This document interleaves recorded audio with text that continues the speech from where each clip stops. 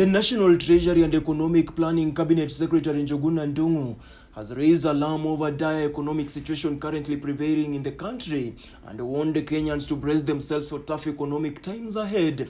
Speaking during the launch of the medium-term budget preparation at Kenyatta International Convention Center KICC in Nairobi, earlier in the week hinted to a possible increase of new levies as part of the raft of austerity measures, including the suspension of any new construction initiatives in order to weather through the crisis. According to the latest forecast from the IMF, global growth is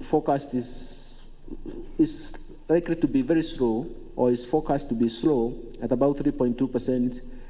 That was forecast in 2022, and it's likely only to rise slightly to 2.7 in 2023. And for the emerging markets and developing economies, growth forecast is about 3.7.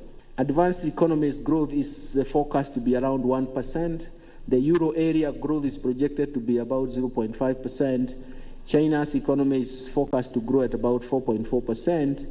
And when we come to our region, the emerging market growth is forecast to grow at 2.9%. And the whole of sub-Saharan Africa is actually projected to grow at 3.7%.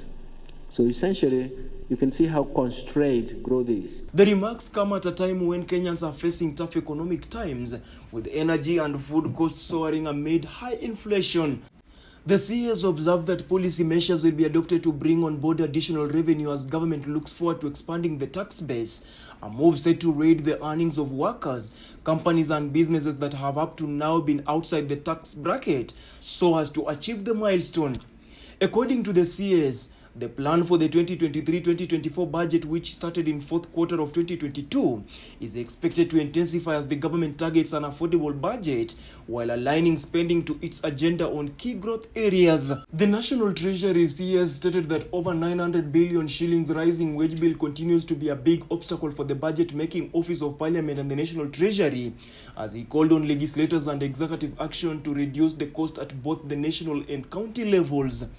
The National Assembly Budget and Appropriations Committee Chairman Ndindi Nyoro, however, called on the National Treasury to develop a balanced budget in the financial year 2023-2024 and do away with supplementary budgets which he claimed are developed because of errors in the budget that can be avoided. Why do we do these supplementary budgets? And why do they even go to the core? Because I believe a supplementary budget is correcting an error you made before. So we make an error, we correct, and then we make another one, we correct. I believe, and this is the direction of even the president, that once we make our budget, we must be able to live with that budget for a whole year. And if we must have a supplementary budget, as we make the budget, and I'm sure we'll be also proposing some legal safeguards to that, there are some things we must safeguard in our main budget that must not be touched in our supplementary budget. Reports show that in the last 2 years, the economy has been hit hard by the lingering effects of the pandemic and war in the Ukraine, which have so far affected the global markets as seen in the skyrocketing oil and food prices. The CS revealed that the government intends to spend about 3.6 trillion shillings in its first full financial year in office when it presents its budget to the National Assembly in June this year. Njuguna claimed that if the Russia-Ukraine conflict continues to escalate, the global supply chains will continue to be affected, thereby causing supply disruptions and surging inflation, hence a possible factor to affect the growth prospects even more across the globe. He also pointed an accusing finger to the supply disruptions and high levels of inequalities and poverty as yet another factor that will continue to hit hard on Kenyans. The budget is being prepared against the backdrop of pressure to address the country's mushrooming debt that President Ruto has promised not to default on, as he has promised to embark on an aggressive revenue mobilization to fund the next budget. The National Treasury boss observed that the taxman missed targets by 32.2 billion shillings in the first 5 months of the current financial year.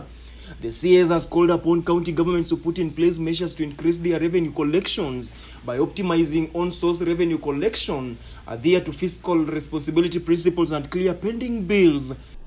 I therefore wish to sincerely thank all the participants for finding time to attend to this event and make presentations as well as discussions, and I do hope a fair amount of effort and even positive discussions will take place, and we'll take that outcome very well and very positively so that we can actually implement the issues that we'd like to have to implement. Njuguna hinted a rough and turbulent 2023 for the global economy, even though he projected growth of Kenyan economy, as he assured the public that their comments will be taken into account and be included in the final sector budget proposals. Stanley Lugaria, the informer, uncovering the truth